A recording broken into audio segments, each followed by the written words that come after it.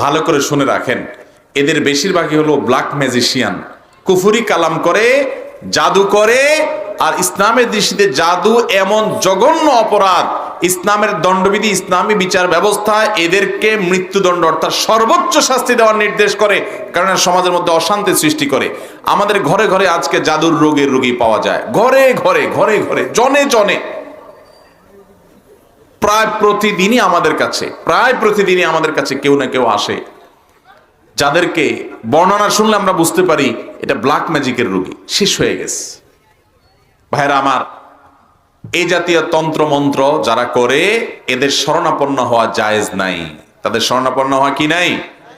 আপনি যদি তাদের আশ্রয় নেন, তাদের সহযোগিতা নেন, কোন কোন ক্ষেত্র বিশেষে আপনার ঈমানও চলে যেতে পারে। এই জন্য এই সমস্ত তান্ত্রিক ফান্ত্রিকের কাছে যাবেন। কোরআনে কারীম শেফা, আপনার যে কোনো